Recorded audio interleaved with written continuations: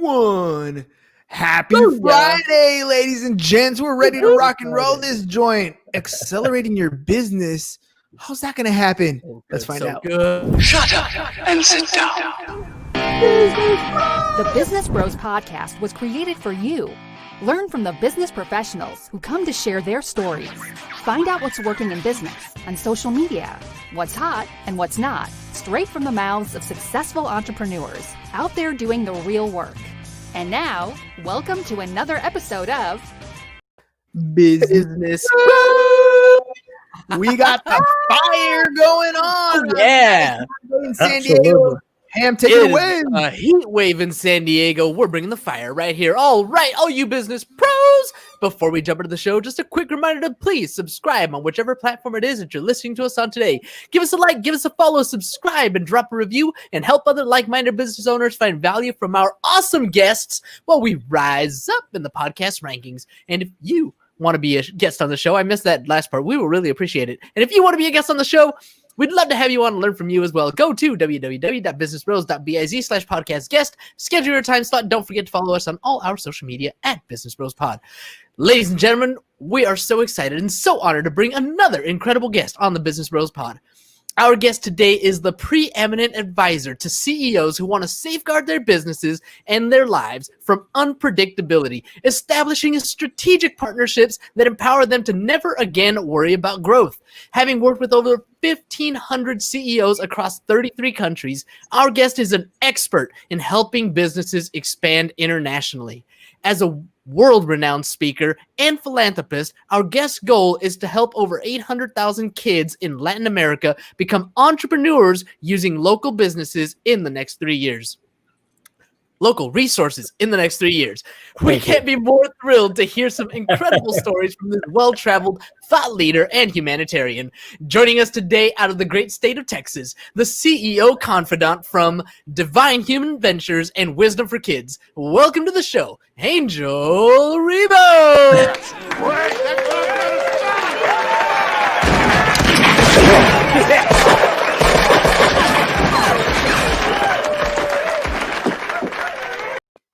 All right, Well Angel. done, well done. Thank you so much. This has been probably one of the most amazing introductions ever in my life. Thank you so much for being who you are, guys. Thank you.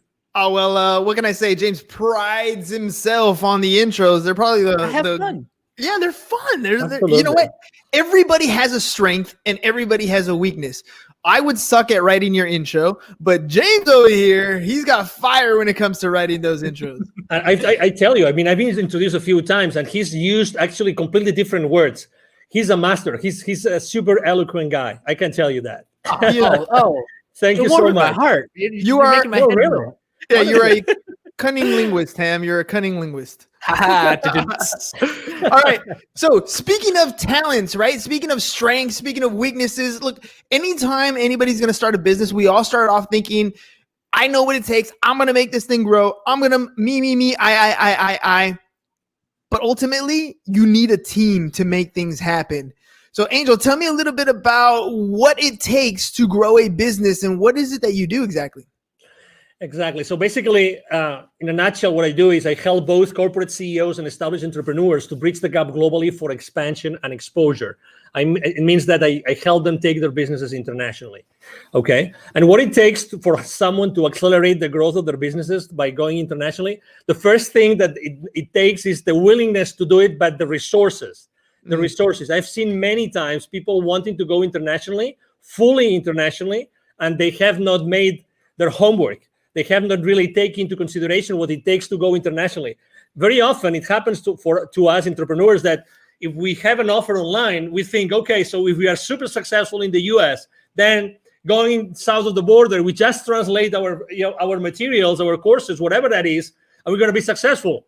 I hate to say no.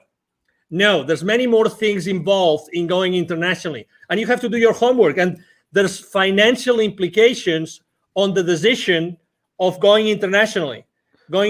So you have to consider those implications. Let's hover here for a second, because we live in an age where the World Wide Web has literally shrunk the planet. We can have international quote unquote business going on from the living room or your basement or wherever you're talking about. So let's hone in on that. What do you mean when you're talking about growing internationally? Yes, so that's true. You can run your business from your home, and you have the worldwide, web, and you can go everywhere. But every single potential client in every single country, geography, culture thinks differently. You have to acknowledge that, and you have to really know what is going to drive a potential sale from another country. Okay, so being reactive, we might have clients from other geographies, but the reality is that talking to someone, let's say south of the border or north of the border, talking about the US, right? It's different. And you have to be, if you really want to be strategic and you really want to be successful, you have to do it differently. You have to think about it. Okay, so you can run your business from your home and you have the World Wide Web open, but there are things that you have to take into consideration from the point of view of the client. You have to talk to the client differently on every culture. Remember, we are separated, even sometimes even trying to go, let's say I have a business in Texas and I really want to be successful in taking my business to another state. That there are cultural differences, right? That huge. Someone in Utah is different from someone in Texas, right? And everybody knows that. So if you really want to be successful, does it make sense to consider the differences between selling in Utah and selling in Texas? Of course it does. And you spoke about in the introduction, you actually mentioned something, which is are you partnering with the right people? Probably if you want to go international, or even, as I said before, to another state, what about partnering up with someone who's already there, who's already aware of those differences, that can help you be more effective in conducting business in that area? And this is very often a blind spot that people forget. So, okay, it's easy to run your business from your home, but be mindful, be aware of the differences. What kind of differences should we be looking for when we're first starting out? Because there are so many. Like you said, there's cultural differences, there's currency differences, there's tax treatments. There's all kinds of things that we can think about when we're talking about those differences. But what are some of the first things that we should kind of pay attention to? So that's why go step by step. Going internationally right out of the gate, I don't think is the right thing to do, unless you only go internationally to a specific area because you know that there's a need for that there, and you know that the people there are going to buy from you. Unless that's the case, it's scaling up by accelerating the growth of your business by going international. It means that you have already had to establish your business somehow. That's very important. Okay, so initially, I don't recommend anybody doing that unless, again, that's going to be your number one strategy. So if that's your number one strategy, you have to really know what these people want. Okay, the people in this area, what do they want? So you have to really speak with these people over there. Sometimes we tend to think, oh, it's extremely difficult. No, it's very easy. Reach out. There's social media again, and you can go in social media and you can start talking to people who live in that area. It's really simple. There's something in the entrepreneurial world, in the startup world, there's something called a minimum viable product. You've probably heard this thousands of times, right? Mm-hmm. So when you start your business, you probably have a minimum viable product or service that you want to offer to your audience, right? So the first thing you have to do is, if you want to go international, start talking to your audience about what you want to do. And I start asking them, hey, if I was to launch this product, sell it there, or this service, would you be willing to buy from me? And what would be the kind of service or product that you would buy from me, in that particular, area of expertise that I have? So that's the first thing. Talk to your market early on your business strategy. And sometimes, and I think that's probably, we're all to blame, for this, which is we try to be perfectionists. We try to be like, we have all the responses, all the answers before we do anything else. There's one business mantra. There's one mantra I use with every single one of my clients. I've been using for the last 5 years since I started my own business, which is take imperfect action now. Take imperfect action now. Hey, Don't worry about anything else. You only need yourself, and you need to start reaching out to the people in the market, in the place where you want to start selling your products or your services. That's it. Start talking to them and start making mistakes. Start making mistakes. There's no such thing as the perfect sales pitch, the perfect service, the perfect product. There's only the thing that you reach out to the potential buyers and you know what they think, and keep on making, keep on perfecting your pitch, keep on perfecting your product and your service. Really, that's the first step. Take imperfect action now. I love that. I love that because it's absolutely true. I talk about that all the time about taking action, and you have a choice. You can do it or you cannot do it. And I think the people who sit back and try to wait till it's 100% perfect are the ones who struggle. I forgot what book I read it in, but they were talking about, I think it was Mentor to Millions. And what they were saying was most successful people wait until they have about a 70% of a plan, right? After that, they put it into action because there's nothing else you can predict. At that point, you have something that's viable that'll take you in the direction that you want to go. Will it get you to the destination? Probably not. But you're moving forward and you're not stagnant and stuck in one particular situation or at worst, not taking any action, right? When I remember reading or learning about Disney, and they were opening up in China, I think it was China or Japan, I'm not sure exactly, but they were out there in the East. And when they went out there, they opened up operations right away, just like they had done in Florida, just like they had done in Disney. And they didn't take into consideration some of the cultural differences and had to restructure some things. So, acting on a plan is first and foremost. When you're talking to CEOs or different people who are ready to take that next scale, right? What's some of the fears that they have or some of those hesitations that prevent them from taking action? Well, it's always uncertainty. When you're stepping into, uncharted territories, everybody is, okay, is that going to work? How long is that going to take? There's always uncertainty. But again, there's uncertainty in everything that we do in life. So, and we still take action. So the first thing is uncertainty. And they need to know they always ask me, what are the chances that this kind of service or product is going to be successful? And I would like to share something. And this piece of information, it came from, there's the number one entrepreneurial program as far as college degree goes in the country is from a school in Massachusetts called Babson College, okay? Mm-hmm. They're very well known. You probably heard of them. Consistently, the number one entrepreneurial program, actually not only in the country, but in the world most of the time. Okay, so I was talking to the director of the accelerator, and that was 4 or 5 years ago. And she was telling me, Angel, 5 years before, so 10 years ago, it would take probably a few $100,000s for any technology, any startup to make a difference in the world. I'm talking about 5 years ago. Today, 5 years ago, only $15,000 to $20,000 was the amount of money that some startups had as a seed money to start disrupting the world. The point I'm trying to make is more and more often we see that the amount of money needed to make a difference in the world is lower and lower, is smaller and smaller. So what's the difference? The difference is that today there's so much technology out there that we can scale up any service or any product in the market fast, really, really, really fast. So again, going back to the same thing, take imperfect action now.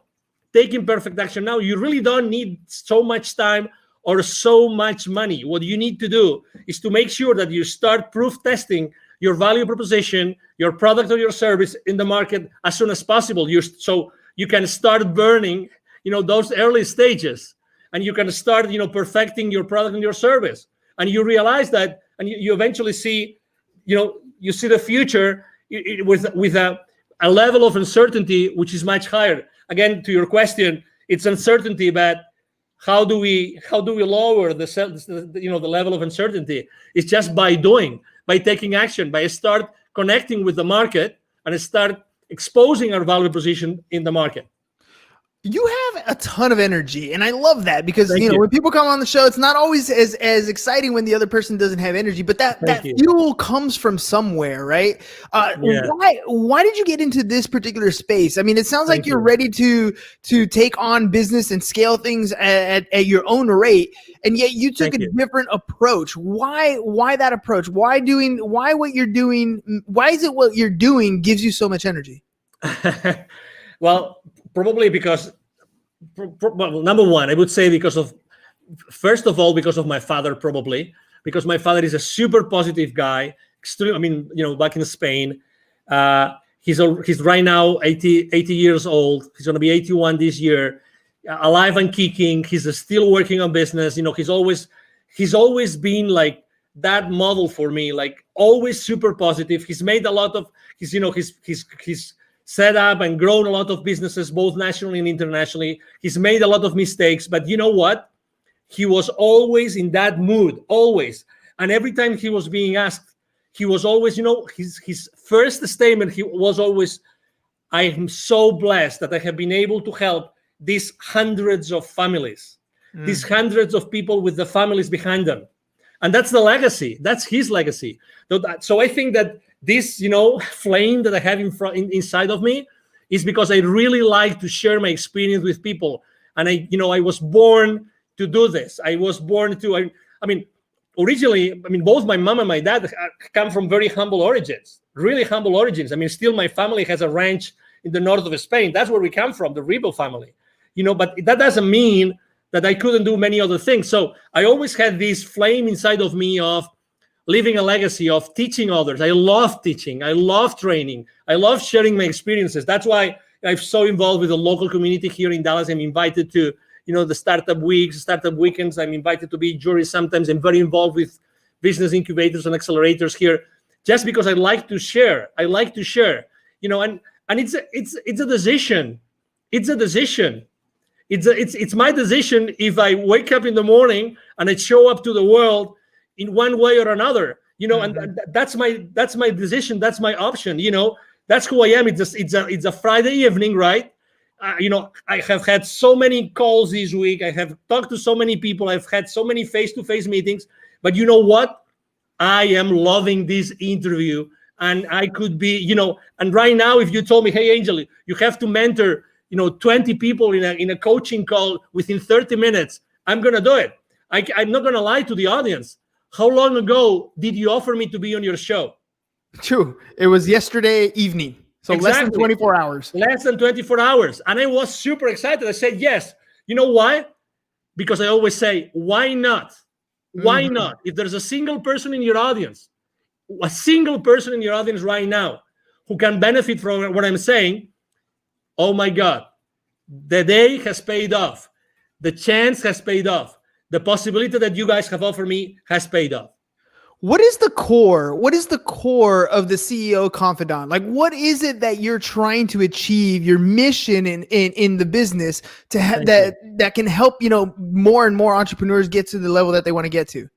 Thank you. For me, it's always been connecting the unconnected. And actually, I'm going to tie this to my nonprofit, connecting the unconnected. I've always, obviously, as you can imagine, I'm so grateful to God that He gave me this energy, this passion that I can, I have been able to help a lot of high-level executives throughout my life. That's a blessing. Probably this energy has helped me a lot. But this has only helped me enough as far as this helps me to make the world a better place. Okay?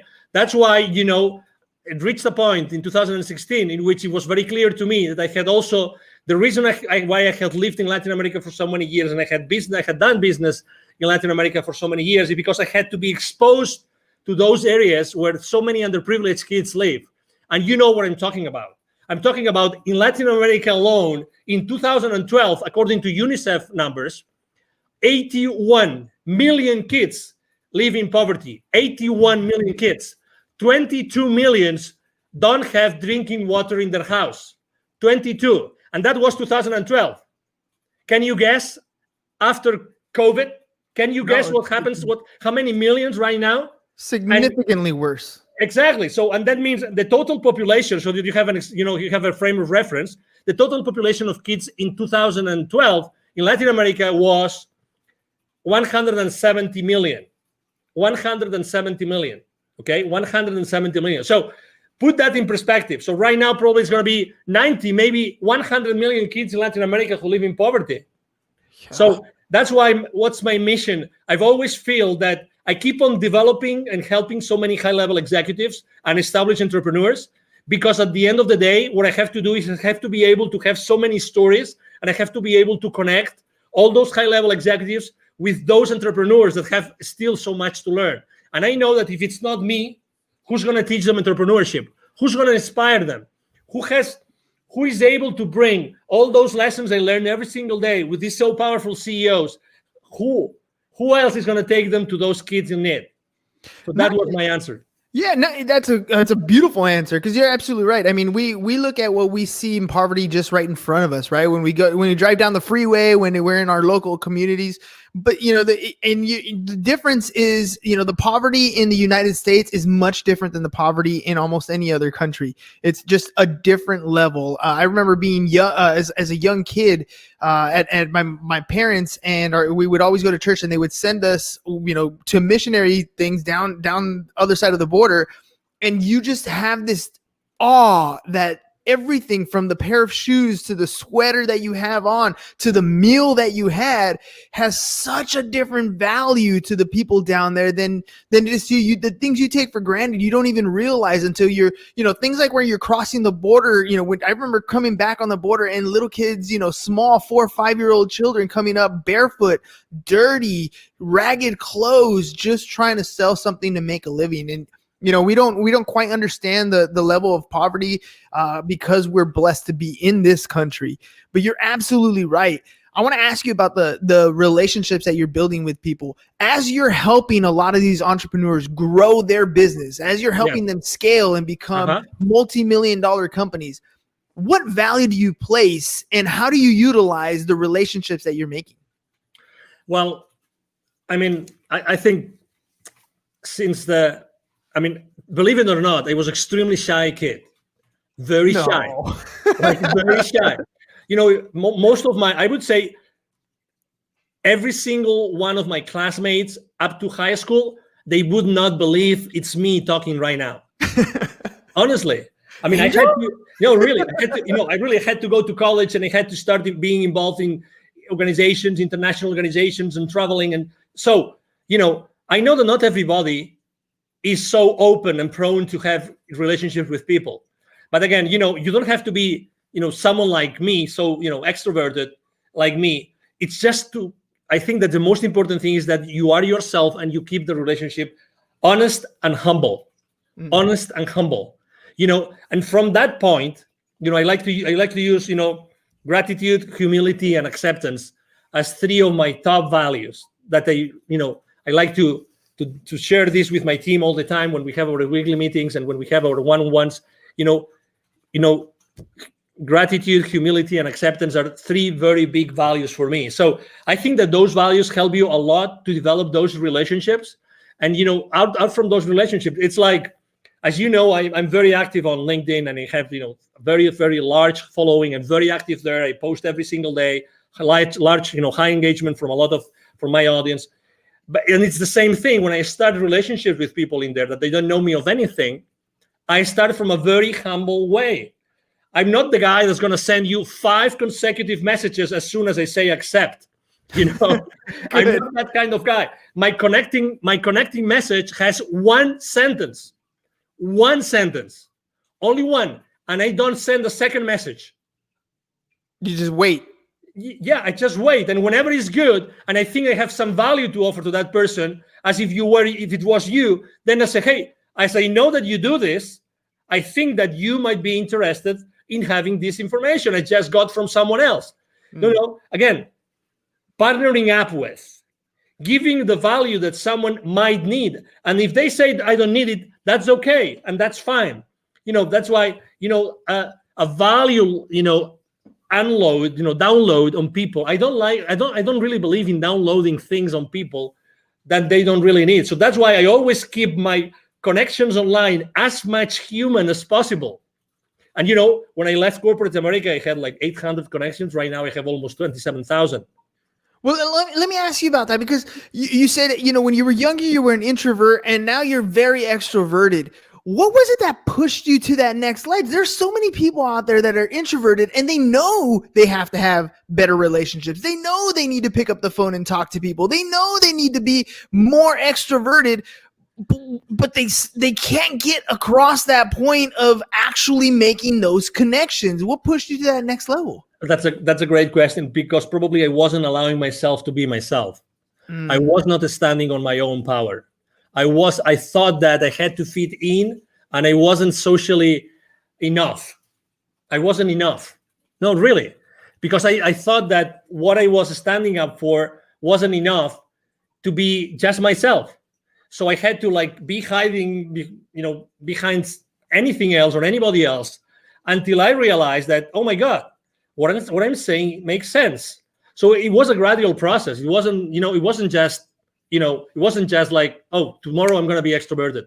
And so I was fascinated by something, which was, in my case, in college, because I told you I started to bloom in college, which was becoming or being the leader of an organization, but being like the leader, but the leader behind the scenes, right? Not the leader like showing up all the Wizard time. of Oz. So so at some point, I had no option but to be in front of a lot of people. And then suddenly, everything was going well, and I was, leading that organization in my college and everything. But there was issues. There were issues. So I have to tell you that realizing that not everybody is going to like me actually helped me to be stronger. I realized that I didn't have to fit in. I realized that I have to be myself and always be myself. So I had a completely 100% certain place where I could go back and pull up the rest of my life. You know what I mean? Yeah, because yeah. If you're pretending to be someone else, you don't have that place of safety. But when you're always yourself, when you're always standing on yourself, on your grounds, then you have that place of power. And I have to also tell you, I remember the most dramatic situation in my life was actually that I got married. My first marriage was in 1996, still in Spain. And I unfortunately didn't work out, and I only was married like for 5 months. Oh. And I'm not gonna disclose the circumstances, but let's say it was like being backstabbed, like big time. And I got married with my college sweetheart. Oh, come on. Big time. Now you're leaving all the meat on the bone here. Now we gotta know what's going on. No, but let me tell you, I remember as if it was now. I had to drive back. When I found out what my wife was doing, and I confronted her that night, and I will never forget that night, when I confronted her that night, and she told me yes, I remember taking my car the following morning and going and driving to where my parents lived. I remember that both my mom and dad were waiting me, they were living at the 6th floor, they were waiting for me, and I started crying like a baby on my mom's arms, at my mom's arms, saying, can't believe it. I don't know. How can my life collapse? What did I do wrong? I had the car, we had an apartment together, we had all those projects together, the perfect job, we had this beautiful house in the mountains to go to ski. Everything was perfect. But suddenly, boom, so you thought. Boom, and not even 1 year, like 5 months, 6 months. I felt betrayed. You name it. I tried to save my marriage, and I immediately said, okay, let's go to a counselor. But unfortunately, the other party wasn't there. So I said, okay. So the rest of my life starts here today. Yes. And then, you know what? 1 year and a half later, I had already left Spain for good. And I have not been back to Spain, but to visit my family.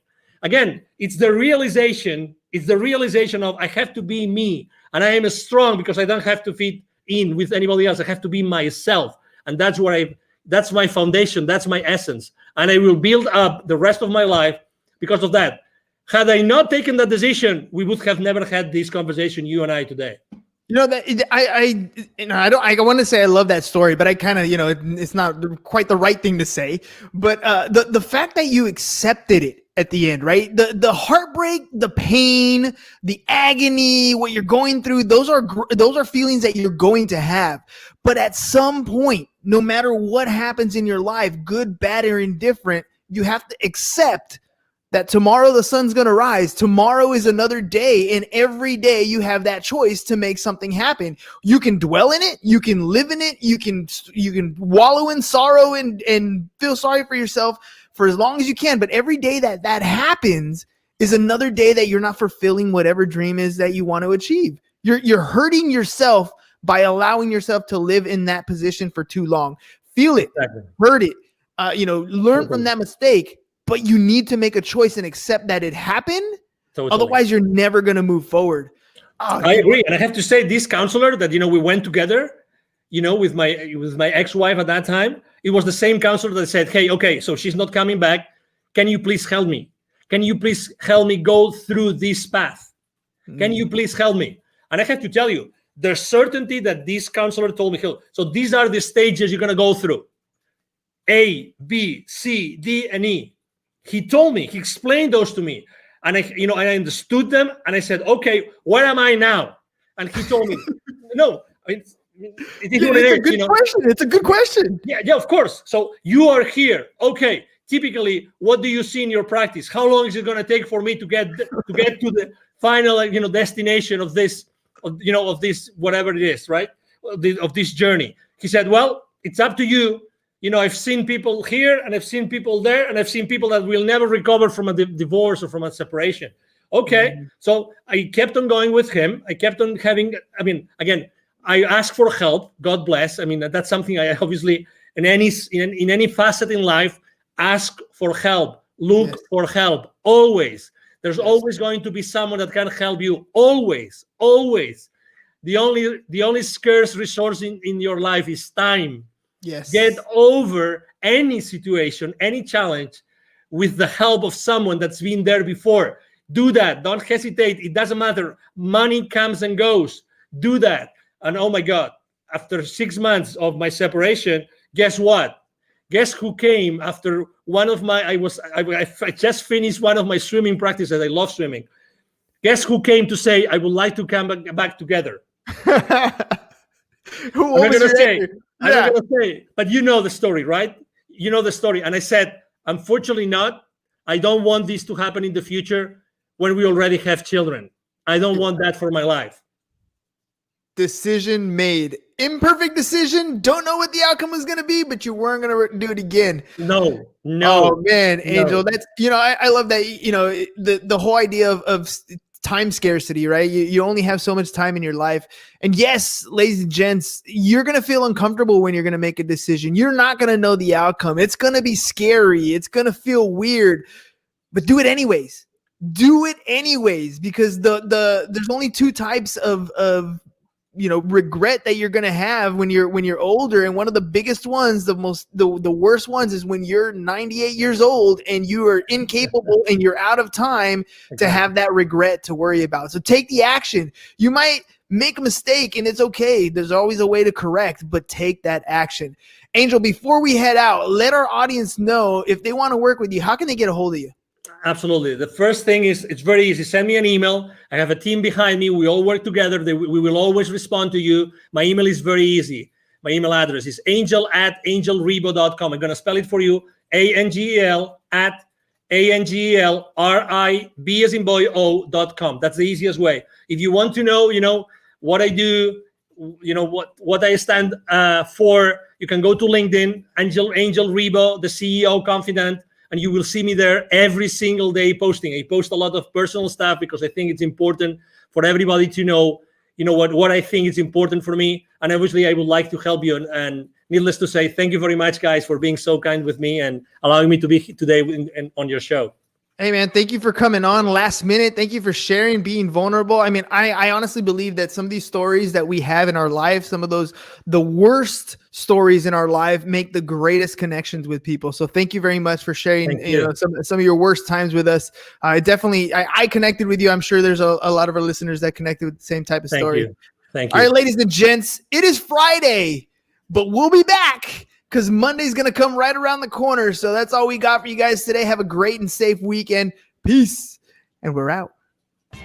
Thank you for listening to the Business Bros Podcast. Are you looking to get more clients or to increase your income? Hernan, the business bro, can help you generate referrals through the power of podcasting. And James, the insurance bro with Pipeline Insurance, can help you effectively add insurance to your existing business.